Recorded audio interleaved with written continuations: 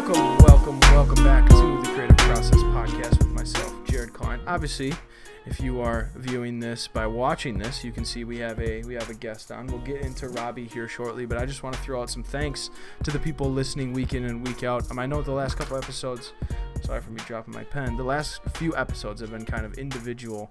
I've been talking about things that I've been wanting to talk about, getting some things on my mind that have been frustrating me for the past couple weeks. But thank you for coming back week in and week out, listening to the episodes, and also providing feedback. You know who you are, sending DMs to me on Twitter, giving me some tips and tricks and everything like that. You've helped a lot when considering the content of this whole production here. So Robbie, I know we talked a little bit before we started recording.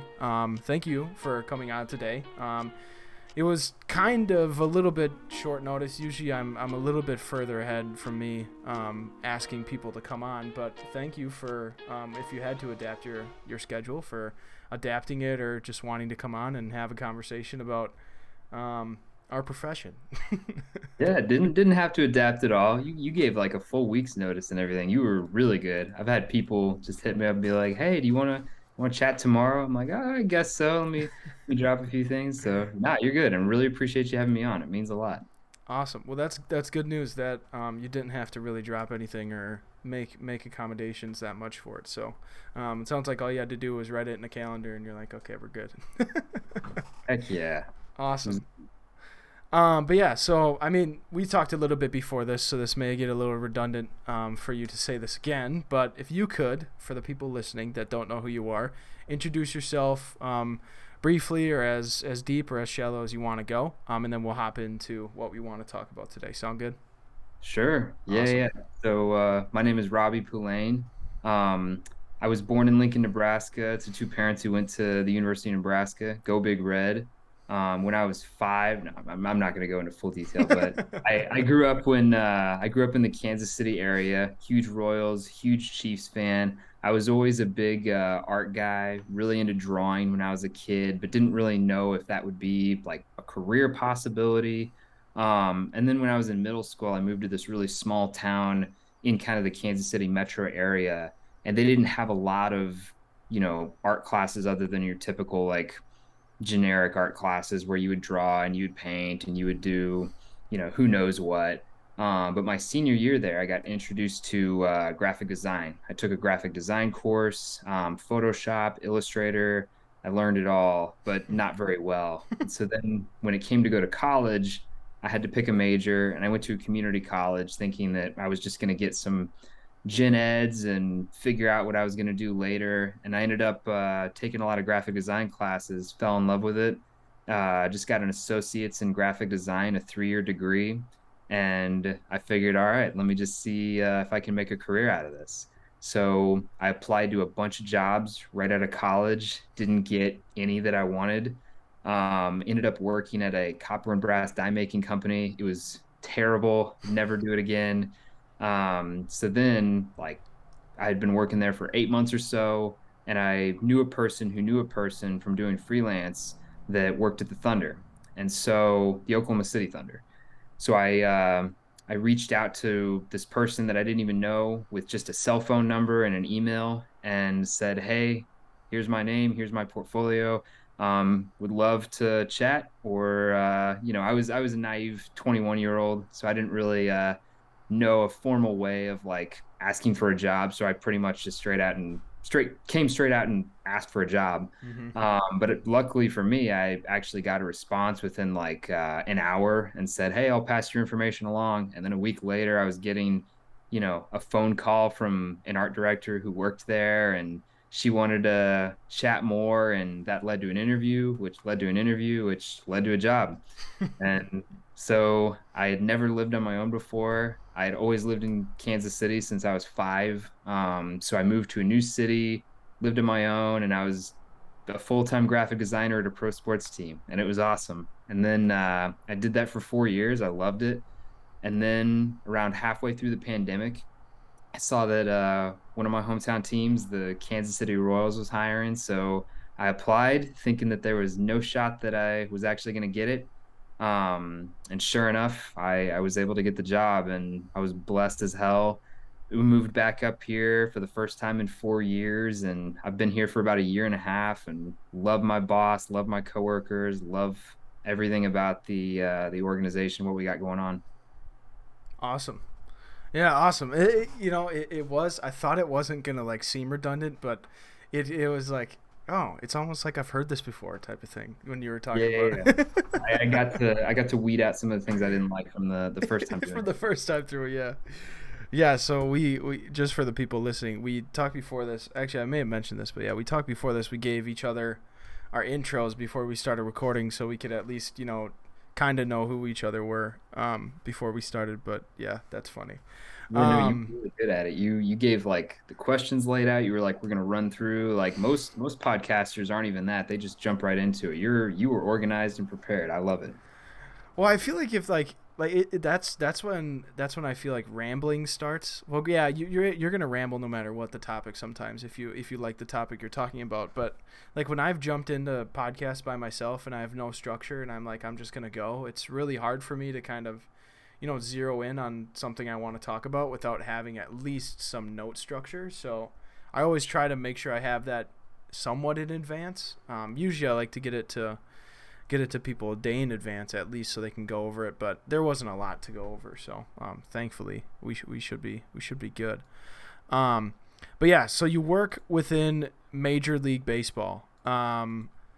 Excuse me for asking, you've said this already, but how long have you been working with the Royals again? I've been with the Royals since March 1st of 2021, so about a year and a half running. Okay, awesome. So kind of, I guess let's start from, I guess, getting in. What's the number of like staff on your creative team? So our in terms of graphic designers, we've got my boss who's the creative director. We've got myself and my other coworker who's a graphic designer, and then we've got a graphic designer trainee or an intern right below. So it's really just four people right now. Oh, really? Yeah, and it used to be even smaller than that. It was three people last year plus a copywriter who also did some designing, but mostly copywriting. Wow. So Yeah. like with our intern, we have three. Oh, wow. Yeah, Dang. that's crazy. Well, you have like full video team and everything, right? Oh, yeah, yeah, yeah. Yeah. No, we do the So, video too. I do the video too. No, I'm just kidding. well, that's like, so we have like, it's me and my boss and then our interns. We have three like designers, and then we have our video production guy who runs like video board, but also like helps like with B-roll and all video responsibilities as well. And he has an assistant with him, but in off season he's just by himself.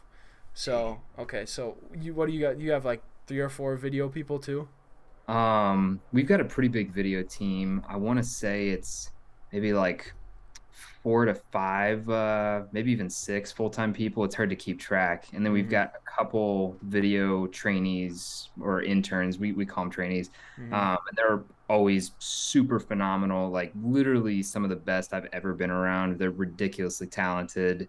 Some of them shoot and edit, some of them mostly edit, some of them mostly shoot. But they're all really, really good. And then we've got like a video board team as well. I think Mm-hmm. it's 3 or 4 people that run. We call it Crown Vision, the big LED screen with the crown on top. I think it's one of the biggest LEDs in North America. I'm pretty sure. Massive. Little humble brag. Um, and basically, we kind of have it set up. I don't know how most other sports teams have done it, but how I've been a part of it in the past was everyone was kind of in silos. Like graphic designers all work together, video people all work together, social media people all work together, but the groups didn't really collaborate as much. But what we have going on kind of is all those people, anyone that contributes to the brand in like a creative way, whether it be social media, video, photography, web, um, or graphic design, we all work in the same space and we're around each other all the time. So it's super collaborative. We That's keep up to awesome. date with what everybody's working on. And yeah, it's the dream situation. That's awesome. And then I mean, you probably have a full group of photographers too that help aid that and everything as well. We've got one full-time guy, and he's probably the best photographer I've ever been around and seen. He's also the most wonderful guy to be around. And then we've got a photographer trainee who's usually under him. And then we've got a couple people who will work games from here and there, and they're also all phenomenal. But so Like we've got a pretty decent crew. a couple freelance people. Yeah. Yeah. Okay. Yeah, so that's actually, I mean, you made it sound small, but you made it sound small at first, but that's probably what, 15, 20 people deep with your trainees? 15 Yeah. probably? 15 With deep with your everybody, trainees? maybe even closer to to 30. I'm not giving the credit to like the project managers and Oh, like that's true. people more on the marketing side. Yeah, That's we true. kind of got a little bit of everything. That's true. Yeah, that's awesome. That's one hell of a creative team that you guys got there. Well, I mean, it's expected, right? Your MLB organization, it's expected to have a huge team to all collaborate with each other. That's awesome. That's definitely. Um, so yeah, the main reason why I reached out to you today, obviously I want to get to know you, but what caught my eye was the creative for the Royals this year. My coworker and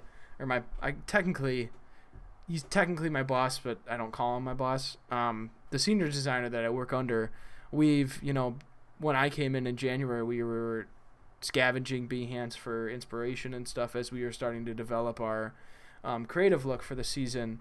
And as the season goes on, we see consistencies within some teams, and then we see some teams go outside the box a little bit, and the Royals came up in that outside the box category compared to other things that we were looking at.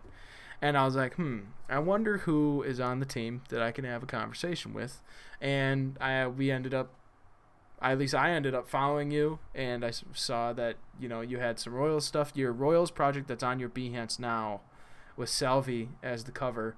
I've seen that project 5 or 6 times on my Behance feed, and I have it liked and I have it saved in my mood boards too. And who knows? I never would have known that we'd be having a conversation. But long story short, long ramble short, kind of go into the developmental process of that whole creative. Obviously you talked about how big the team is, but when it came down to the collaborative process of that development and that whole phase of start to finish, kind of go in there and then obviously carrying it out in season as well. Well, that's I'm really flattered. It's not every day that you hear somebody talk about like using your stuff for inspiration, but that means a ton. Honestly, it's like my process for a long time was kind of probably similar to a lot of designers. I would go online, find inspiration, and it's a copycat industry. You don't want to like rip somebody's design completely off, but like you use little pieces here and there to try to figure out like, okay, what's working, what's not working, what Mm-hmm. can I do differently to try to improve. And that was my standard like process for a long time. And coming to the Royals, my current boss has really gotten me to like expand on, like you said, you were talking about things that are outside of the box. I would say that's a really good way to describe like how our process has evolved. Like it's, not necessarily getting stuck in what's trendy, but more so like trying to push the boundaries of ideas. And Mm-hmm. I feel like she's given me the chance to kind of like really open up my brain with a lot of creative freedom given, and just come up with anything and everything. Just try everything possible. If it doesn't work, fine, move on and have a backup plan, but just constantly push the boundaries of that. And I think we do a really good job of just it's not very authoritarian like it is in some businesses where it's like, all right, I'm the boss. Here's our new creative campaign. You're going to follow it to a T. Um, Basically, here we kind of lay everything out. Things that we liked the previous season, we kind of continue or make a similar version of. Mm-hmm. And then the things that didn't work, we kind of change and just throw stuff on the wall and see what sticks. And we make, mock projects for the next season and see what sticks. And it's an ever evolving thing, though. Like when I first came on board in 2021 and I joined right before the season started, I made some tune in and score templates that I thought at the time were really good. And then 5, 6 months went by and I was like, you know what? There's things about these that I don't like. And so I Mm-hmm. asked my boss, I was like, what do you think if we change these up? And she's like, do it. Just try something new. And so I tried something new, and like even that little difference between the old and the new templates was huge, and it was just part of the the kind of process we have where it's always an evolving thing. And like as the season goes along, you should definitely have a plan to what kind of fonts, what backgrounds you want to use, but not be afraid of like, all right, this isn't really working, I'm going to try something else. And you know good design is good design, whether it's completely consistent with what you did 180 days ago Mm-hmm. or the exact same. Mm-hmm. Yeah, I'm looking back on like the Royals Twitter and everything, and it's like it. I just can't get over the fact of like how much it like compared to other teams in the league. Granted, every other team has their own creative look and everything, and maybe it's the blue, maybe it's something, but it's like the only creative look that's really grabbed my attention and want me like, especially now since we're starting to look deeper into creative for the next season. Being able to like see things and how you guys treat different occasions, and different types of graphics and everything. It gives me a lot of joy to see that a team is putting a lot of emphasis into things that we've been thinking about and we've been wanting to also put a lot of emphasis into, and haven't really how do I put this? Haven't really gotten a taste, like a good taste from what we've been seeing and what we've been thinking until we started seeing what you guys were making. So that's awesome. It's awesome to see. The process is definitely there, and I think that's a thing about graphic design is that like some people that I've talked to within sports, it's like, okay, we make these templates at the start, we're not changing them until the season's over. When in reality, it's like if you do change them even minutely, or actually, if you change them about 50%, change 50% of the look, the people that see those day in and day out are the only ones that are going to notice. Your fans that when it comes through, okay, they just look at it for the information. Obviously, you want it to look good, and as designers, we're going to look at it in a completely different way, but like there's no reason if you see something that now you think it needs to change, there's no reason not to dive back into it and make the change. I like that. I really do. Yeah, and like sorry, No, you're good. whenever you do something, like you've probably experienced this, you make like a lineup graphic for the starting lineup and you really, really like it, and they post it on social, and it's like, is anybody going to talk about the graphic? And every comment is just like, I can't believe so and so's in the lineup. I can't believe so and so's in the lineup. Like, fire so and so, trade so and so. It's like nobody wants to talk about the graphic. Yeah, I mean, shit. You might as well post a piece of paper up there for all they care. Hey, I've seen teams do that occasionally. It'd be a nice like way to break things up, and like fans are just scrolling through their their feed, and all of a sudden they go, "Whoa, what is this? This is Mm-hmm. different." But I mean, it'll grab attention. That was Um, one of our first concepts when we started developing like the lineup graphics. Is like we had like a clipboard and we made it look like a piece of paper with like the coach wrote in the lineups or whatever, and it didn't yeah, stick, but it was a cool concept. It would have been nice. And then we actually ended up developing like something kind of not super similar to paper, but like simple and nice and clean, like for road lineups that our PXP guy can update and everything. So yeah, well, yeah. you were saying something before I started going on. Oh, you had mentioned like the overall look of the team and the color palette. I do think we're pretty lucky to have like royal blue and the powder blue, which is the light blue that we have to work with. Like those two colors, if you mix that with just the right amount of like white space, it's beauty. I mean, Mm-hmm. it's incredible colors to work with. Have you guys ever thought about adding the gold that's like on your hat? We've done it here and there. We used to use it more before I started. I think the reason we use it from here and there, like whenever we had a gold alternate that we wore for a couple years, years after winning the World Series, I had a template that was like white and gold. Every time I try to use like royal blue and gold, it's all right, but it doesn't it just doesn't hit the same as like powder blue and royal blue. Just Mm-hmm. having almost that gradient of lighter to darker blue, I feel like is like a lot easier on the eyes and like draws your eyes in. Hard to describe. Mm-hmm. Yeah. So in season, obviously you have those templates, and you talked a little bit about it. But in the off season, like when you were developing, I guess you said you started when you. I guess let's for this season's creative. When you were in the off season developing things, kind of were you just kind of throwing things out, like picking things out of a hat at first and just kind of seeing. I mean, you mentioned it a little bit, seeing what sticks type of scenario, but like was everyone developing their own concepts, or did you kind of collaborate, talk about what you like, what you don't like, and then you all just kind of combine it together?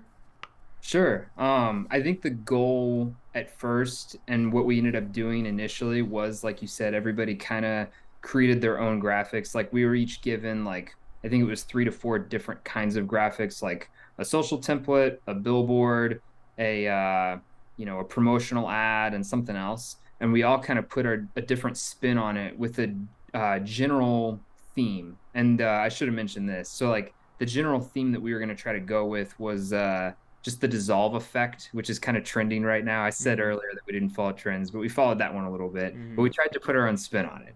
So we our goal was to create a new campaign using the dissolve effect in Photoshop, which if you go down your transparency panel and hit dissolve, it'll make like this spray paint almost appearance, which can be really, really like crazy if you don't control it a little bit. And it doing this kind of gave us the opportunity to really observe and see how it worked, how it didn't work, what kind of unique things we could do with it. And we're still kind of figuring out like what can really be done with this effect. But that was kind of our baseline.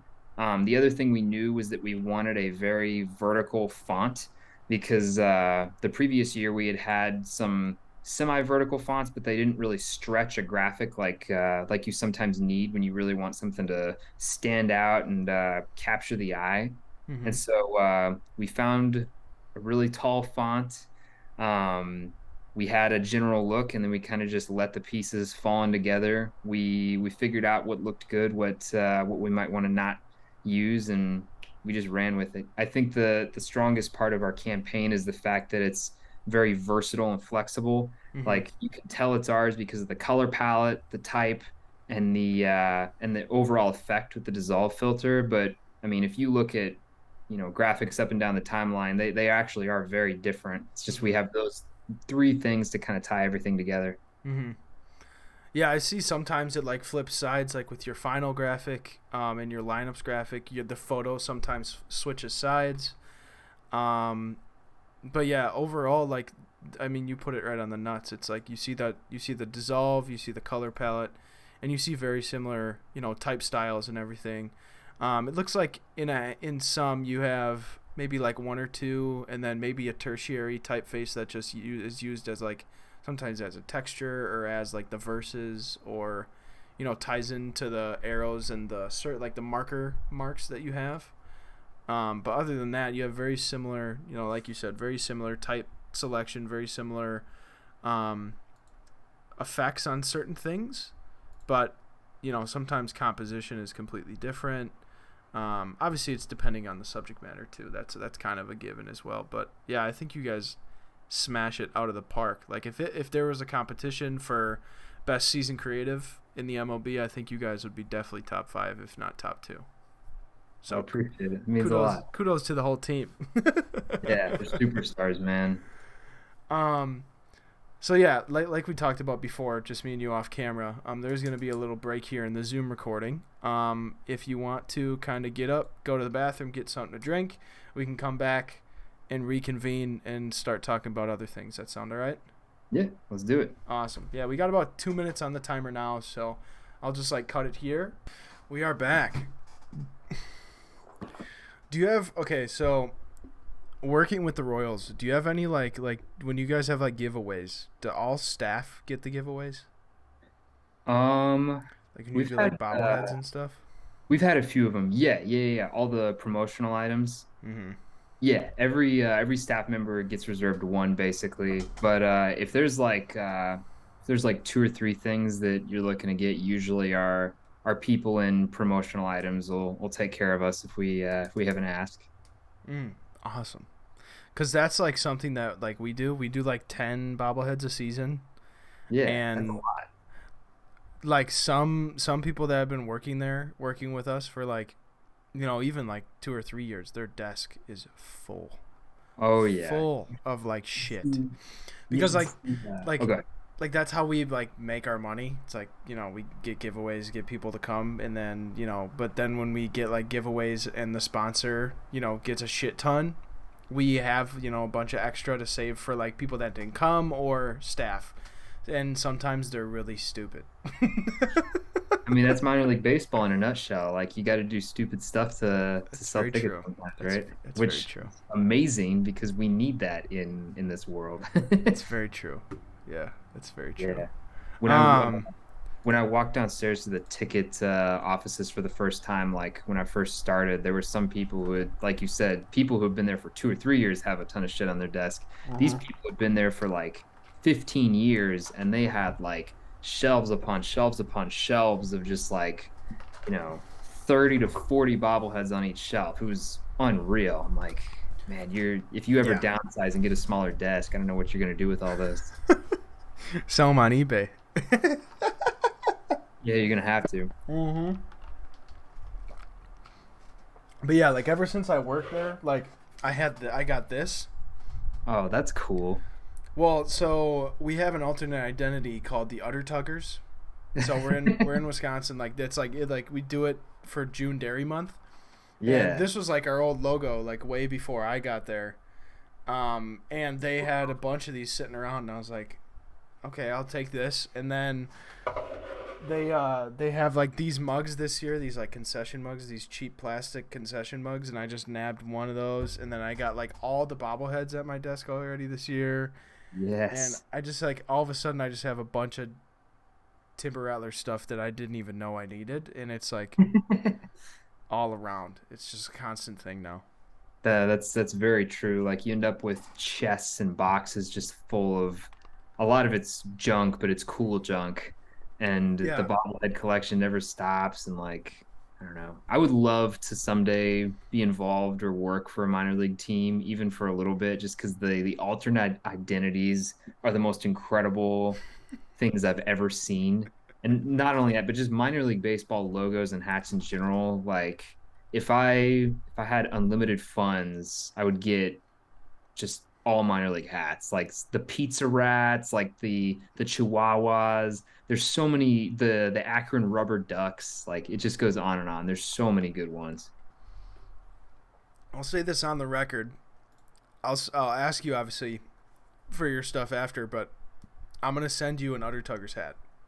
Oh, for real? Yeah, I'll send you an Utter Tuggers hat. They're hilarious. You'll just have to send me your size and then and obviously your address and stuff, but we can do that in DMs. But yeah, I'll send you one. You don't even have to worry about it. Well, that's great. I'll take some photos of the team store and let me know what you want. Get maybe Oh, something. sweet.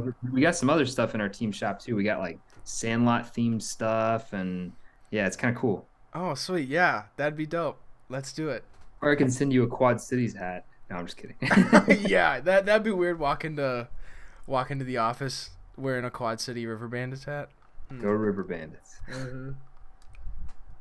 Um, yeah. So where were we? We just kind of hopped in here talking about minor league baseball. We were talking about in season when you were developing the creative. That's what we were talking about.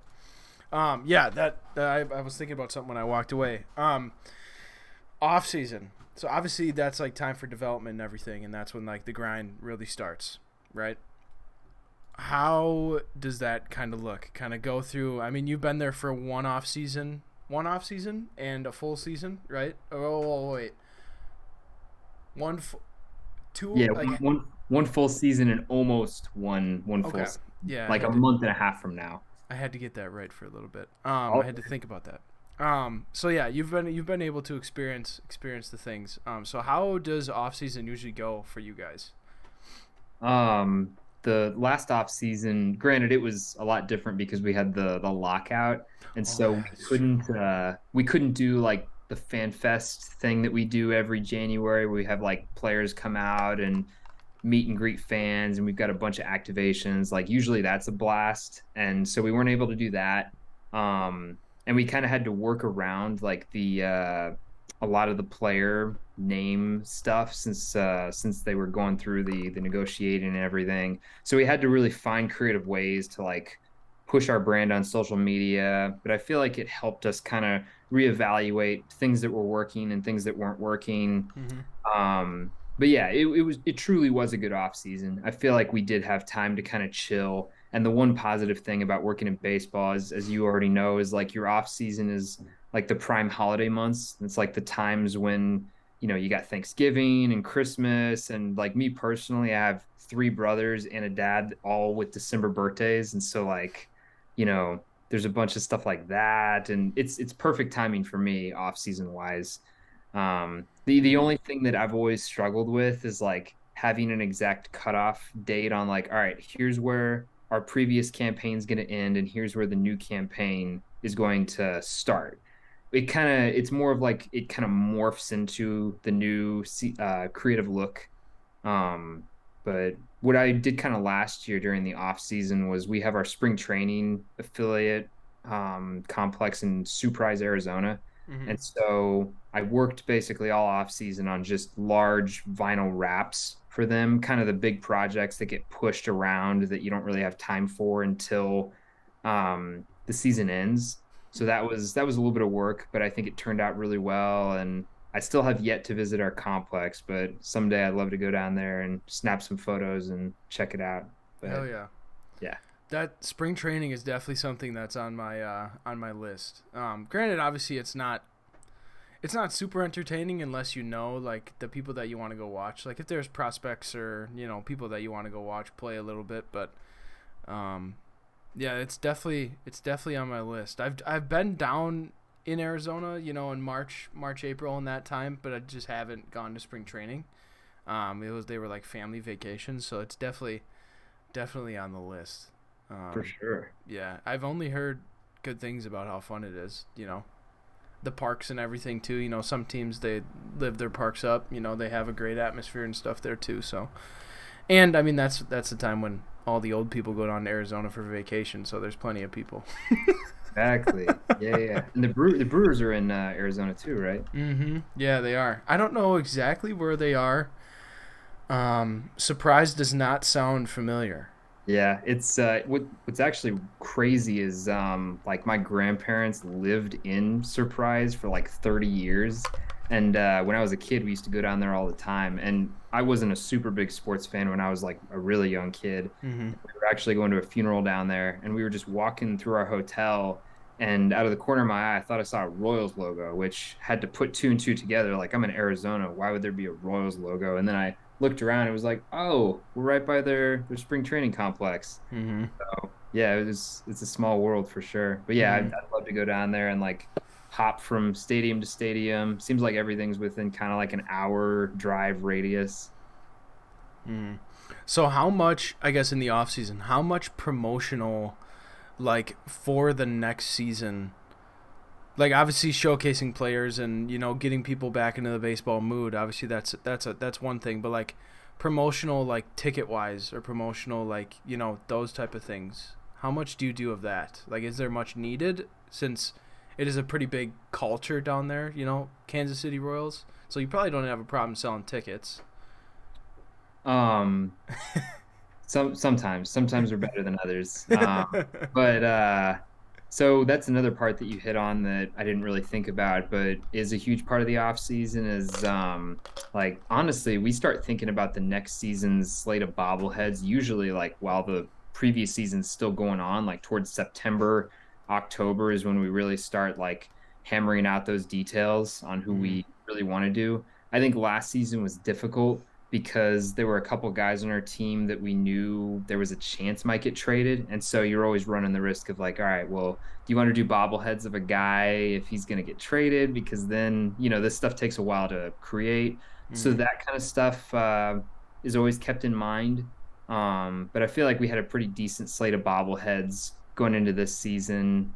We had some wild ideas too. The other thing about like our creative department is at other places I've been, we kind of have a promotional team that creates all this stuff and comes up with the ideas. But what I've experienced here is like everyone who has a part in the brand is usually part of the process of coming up with not only like ideas for promotional giveaways, but also like, ticket activations, just ways to get people in the ballpark so that everybody contributes and throws ideas in a bucket. And usually it gives us just a ton of super clever ideas. But a fun one that we did this year, actually, I've got it over here, is I had the chance to make a throwback Kansas City Monarchs pennant. And so I put together a little bit of old kind of logos in the old stadium. And every year that the Monarchs won the championship, which they were like the Yankees of Negro League baseball back in the day, if anybody's Dominant. heard of them. Yeah. So that was a fun promo item. Did you make the lineup graphics that you guys posted a couple days ago for that too? Yes, that was another fun thing. Is That turned putting out all really this sick, together. man. And you mentioned, I know you're gonna hit on jersey swaps later. So that on the lineup graphic, there's a photo of MJ Melendez in full Monarchs uniform. That actually was not a photo; it was a full jersey swap.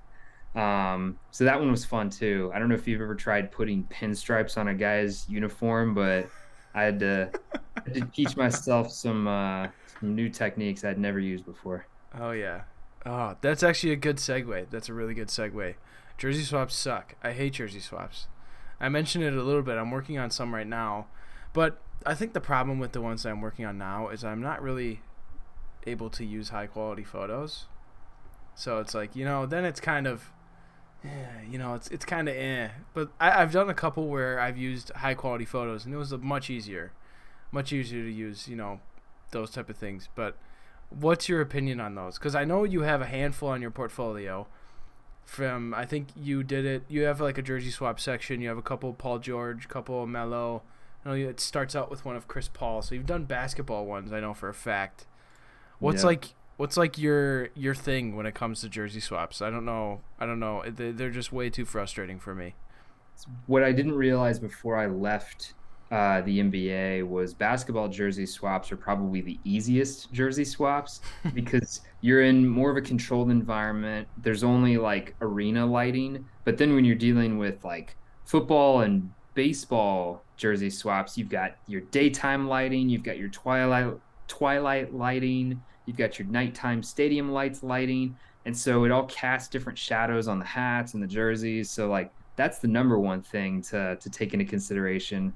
But also, when I first started jersey swapping, when I worked at the Thunder, my method was, looking back, really not a good one. I would cut out the entire uh, jersey and shorts of another player, and then I would try to like puppet warp it onto the player that I was swapping. Mm. And it always, didn't turn out exactly the way I wanted to. How I do it now is like I take the actual uniform of the player that I'm swapping. I kind of mask everything out, which I've learned faster ways to do that. Mm. And then I overlay every new element that I need, clone stamp out the stuff I don't need, use gradient maps, use a lot of adjustment layers to kind of get the lighting right. And once the trim and like the numerals and the logos are on there properly, then it's about just like making those minor adjustments, adding some shadows. But that's Mm. the easiest and most accurate way I've found to kind of do them. Yeah, I've definitely, like, I started out with what you started out with, like clipping out the whole uniform and just or even better, taking a pose of like someone with the same colored arms and just taking the head and moving the head Oh over. yeah, yeah. I've done that in my early days. A lot of regrets. Oh yeah. So, I mean, sometimes they surprisingly turned out okay, but other times you're like, ooh. It works. It works when it's like from here up. That's when it works okay. But like Yeah. if anything below the waist, it's like I don't know. I don't know about that one. But yeah, Yeah. it's an ongoing thing that like I know working in sports, unfortunately, you're not gonna get away from it because it's something that's gonna be there whether you like it or not. Because sometimes, like in your case, you're not gonna be able to set a player up and have a studio shot, and get them in a KC Monarchs jersey. You got to do it yourself. Yeah. Oh, jeez. Which, yeah, it's understandable. Like, players' time is precious. I know that there's sometimes situations where we can't do that, and that's what we're here for, is to figure those things out. Luckily, we did have some really high quality. You mentioned like using photos to to do these swaps, and that's obviously just as important. Mm-hmm. We had got some high quality photos of like the Monarchs hat that we were gonna wear, and in the jersey too. So that part luckily was a little easier since we had those photos sourced. Mm-hmm. Yeah, Um, I mean that's just like it with everything though. Photos, if you got good photos, it takes whatever you're working on to like tenfold or at least 5 times better than what it was. Because if you have a shitty photo, like a low quality photo, it's just you got no chance. it's just not it, man. You can have especially with a jersey swap. It's like because then what you're putting onto it is like higher quality than what the photo already was. And when you're taking that uniform that is already ragtag and pixelated, and then you're putting stuff that's not as pixelated on it, it just looks. Yeah. You got to play with like the Gaussian blur and like the sharpness and the noise, and it's really tough, man. Mm-hmm. That goes with anything. Like I don't know what our jobs would be like without good photography. Like if we're just hand drawing stuff, or the good photographers keep me employed for sure. Mm-hmm. Yeah, shout out to the photographers of the world. Really, really, really big shout out to the great photographers of the world. That's actually something that I didn't know I was going to be doing, but I actually do it a lot at my job. Is I shoot like game day photos and stuff for like fans and the players and everything. Great experience. I love it. I love shooting photos. Have you ever been able to like get down in the field and be with like the photographer or shoot a couple for a Royals game or no? I wish I could say yes. It's one thing that I've always really wanted to do, but I don't own a really good camera. And I know that if I want to get into it, I want to really invest in a nice camera and kind of just learn how to use that and pick it up. I haven't done that yet, so I'm still saving up for some things here and there in life, but that's definitely a goal. I know that there's a lot of designers out there that I know that kind of dabbled in it a little bit in school and then just plunged in head first. Now they're incredible. They look like your typical staff photographers, but they're also doing graphic design at the same time. And it's so much respect for the designers like yourself that do get out there and take your own photos. That's got to feel amazing when you're making an entire template and it's like it's your photo and it's your graphic. And it's just the world working as it should.